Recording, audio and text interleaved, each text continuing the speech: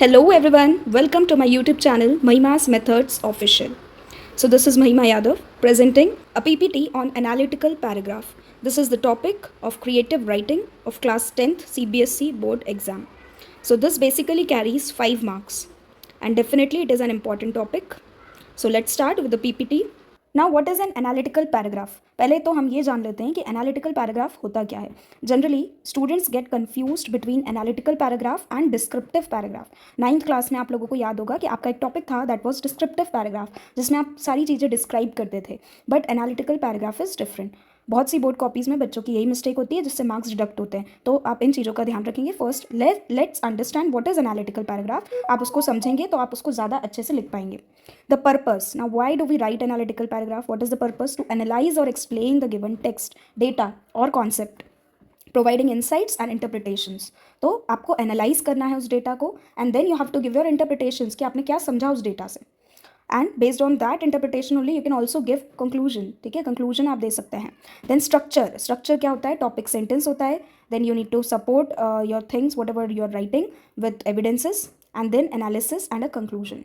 तो topic sentence आप लिखेंगे, 2, 3, 4 सेंटेंसेज आप लिख सकते हैं जो आप इंट्रोड्यूस कर रहे हैं अपना मेन पॉइंट जो आप लिखना चाह रहे हैं, डेटा जो प्रोवाइडेड है, whatever is the main point that you can introduce with the topic sentence. Then supporting evidences, जो सपोर्टिंग एविडेंसेस हैं वो आप लिखेंगे। Again you can give facts, you can give examples, quotes. Then analysis देंगे, explaining how the evidence supports the point. तो जो point आप समझाना चाह रहे हैं, फिर आप कैसे वो एविडेंस उस पॉइंट को सपोर्ट कर रहे हैं, वो सारे आप एनालिसिस के रूप में देंगे। एंड अ कंक्लूजन, आप जो अपना मेन आइडिया है उसको कंक्लूड करेंगे within 2 to 3 lines. So this is the basic structure. Then key elements होते हैं, इसमें क्या चेक किया जा रहा है when you are writing analytical paragraph, what all things are being checked. First of all critical thinking is being checked, that how you are dissecting information, how you are identifying the patterns and how you are making inferences, कि आप कितने अच्छे से information को dissect करके समझ पा रहे हैं, ठीक है, पैटर्न्स को समझ पा रहे हैं और कैसे उन पैटर्न्स के बेसिस पे एक इन्फरेंस कर पा रहे हैं, एक रिजल्ट, एक कंक्लूजन ड्रॉ कर पा रहे हैं। Then evidence based reasoning check हो रही है कि कैसे आप एविडेंस के तौर पर जजमेंट कर पा रहे हैं कि जो एविडेंसेस प्रोवाइडेड है डेटा में, उनको पढ़कर उनके पैटर्न्स को स्टडी कर आप रिजल्ट पे कितने सही तरीके से पहुंच रहे हैं, और या तो उस चीज़ को कितने अच्छे से आप समझा पा रहे हैं। These all things are being checked. How you are supporting the claims with the help of examples, data, that is very crucial, that is very important. Then clarity and precision is also being checked, कि कितनी clarity से आप अपनी बात को समझा रहे हैं, how you are explaining. Clarity तभी होगी when you are able to reason it, आप प्रॉपर रीजनिंग देंगे हर एक चीज़ की। So basically that is being checked. Now marking scheme for analytical paragraph. अब ये जो मार्किंग स्कीम है एनालिटिकल पैराग्राफ की, it is very important. This is the same marking scheme which is being given in board exam to the examiners जो check करते हैं आपके answer sheets, they see the same marking scheme. This has been taken from CBSE website. तो ये जो CBSE provide करता है वही है। आप अगर इसके हिसाब से अपना एनालिटिकल पैराग्राफ लिखते हैं, definitely you will score more. First point, see what they have written in the first point, that is it should not be confused with a description of given elements. तो आपको जो description दिया है उससे confuse नहीं होना है, ठीक है। डिस्क्रिप्शन यानी कि डिस्क्रिप्टिव पैराग्राफ नहीं लिखना है, आपको समरी नहीं लिखनी है, आपको डिस्क्रिप्टिव पैराग्राफ नहीं लिखना है, आपको एनालाइज करना है, एग्जामिन करना है। Yes, it requires examining the given elements closely and sharing inputs based on given stimulant. अब stimulant क्या है? Stimulant is actually the data given to you. उस डेटा को देखकर आप कितने अच्छे से एग्जामिन कर रहे हैं, क्लोजली एग्जामिन करना है, एविडेंस देना है अपनी बात का और फिर प्रूव करना है, ठीक है। You basically have to prove your point. It carries no title और हेडिंग, ये ध्यान रखेंगे, कोई टाइटल कोई हेडिंग नहीं देनी है।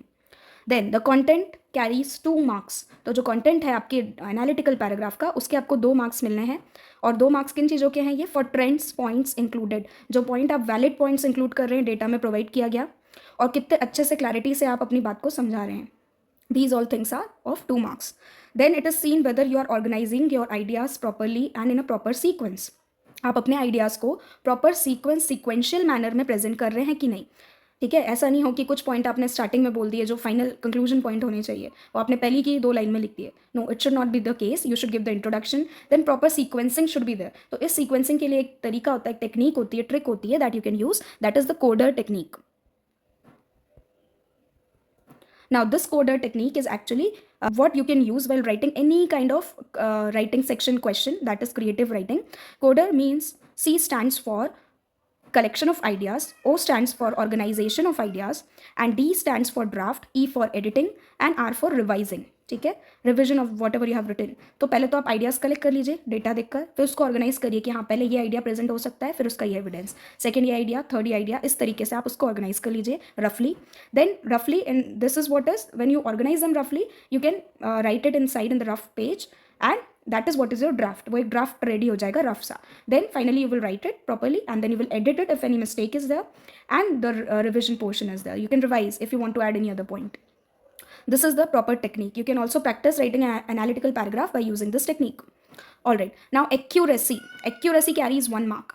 Accuracy is what is spelling, punctuation and grammar. आपकी spelling, punctuation, grammar mistake अगर है, then definitely 1 mark will be deducted. For your better understanding, I have given the difference between here descriptive paragraph and critical analytical writing. तो जैसा कि मैंने आपको बताया, descriptive paragraph में you just write what happened, what is something like, कोई चीज़ कैसी है, कोई चीज़ कैसे हो रही है, बस वो आपको एक्सप्लेन करना होता है. तो अगर आप डेटा जो दिया हुआ है आपने सिर्फ उसका एक्सप्लेनेशन कर दिया कि हाँ, if for example just take an example that you have been given a bar graph.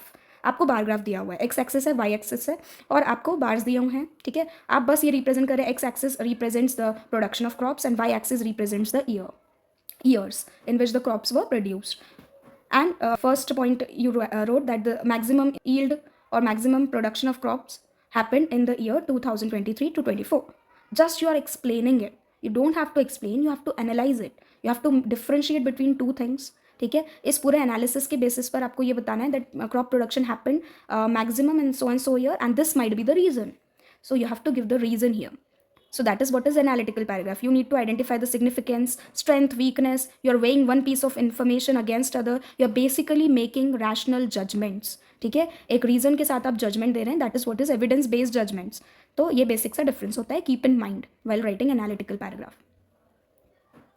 This is the sample analytical paragraph which has been taken as it is from CBSE board examination question paper, final question paper of the year 2025. तो यही question पूछा गया था 10th board में, और में पूछे जाते हैं ये question. Always keep in mind, आपके पास 2 ऑप्शन रहेंगे, जो आपको ईजी लगता है वो पैराग्राफ आप लिख सकते हैं. सो this is the first question. In the past few years, the teaching learning process has taken a leap and gone beyond the 4 walls of the classroom. So basically they have given the difference between e-learning and classroom learning. तो उसके ऊपर आपको 120 words में analytical paragraph लिखना है. Let's see here the sample. यहाँ पे आपको एक सैम्पल दिख रहा होगा. तो स्टार्टिंग की लाइन देखिए, the shift from traditional classroom learning to e learning has transformed education significantly. तो आपने स्टार्टिंग की लाइन में एक इंट्रोडक्शन दे दिया. ठीक है, then you are now writing what are the benefits of e learning, what are the drawbacks. Then you're writing what are the benefits of classroom learning and its drawbacks. Finally, in the last point, you can see in conclusion, while e-learning promotes convenience and personalized learning, classroom learning supports discipline and collaboration. So a blended approach may offer the best of both worlds. So last में आपने अपना conclusion दे दिया. So this is how you will write analytical paragraph. Here's the another question. यही question और में पूछा गया था. तो आपको जो ईजी लगे, डेटा आप किस डेटा को ज़्यादा अच्छे से एनालाइज कर पा रहे हैं, उस डेटा पे आप एनालिटिकल पैराग्राफ लिख सकते हैं. It's very easy to score 5 marks here. Then definitely you need to use connectors. Connectors आपके analytical paragraph में ज़रूर होने चाहिए. There's a separate video for connectors. You can go and watch that video. The list of connectors has been given और उनका meaning explanation है पूरा उसमें, that you can see and use connectors. Like here in the previous paragraph, I will show you few connectors which has been used. See here, the connector additionally has been used. Then however has been used. Yet, in conclusion. So these are the connectors. You can use them to connect your ideas one by one, and this is how your organization of ideas will be possible. Now here are the common ways to start an analytical paragraph. किस तरीके से आप अपना analytical paragraph start कर सकते हैं? There are different ways. आप अपने तरीके से भी कर सकते हैं, but if you have a clear point in your mind then definitely it will be very easy for you. अगर जनरल स्टार्टर्स करने तो ये कुछ पॉइंट्स है. The given data chart table highlights the following analysis is based on the comparison between X and Y reveals that the evaluation of the information suggest that the data clearly indicates a trend in. ठीक है, so these are the ways. Then graph अगर chart और या table दिए हुए हैं तब आप इस तरीके से स्टार्ट कर सकते हैं. Any one of these the chart provides a clear distinction between. So these are the unique ways जो आपके पैराग्राफ को डिफरेंट बनाएंगे बाकियों के पैराग्राफ से. फॉर टॉपिक बेस्ड एनालिसिस, आप अगर टॉपिक बेस्ड एनालिसिस दिया हुआ है, for example in the previous question you have been given computer, the topic was computer, तो ऐसे टॉपिक के लिए आप ऐसे भी स्टार्ट कर सकते हैं. In today's world computer plays a crucial role in development. Okay, like this you can start. So I hope this video was helpful for you, and definitely you will follow all these steps and score 5 out of 5 marks. All the best and happy learning.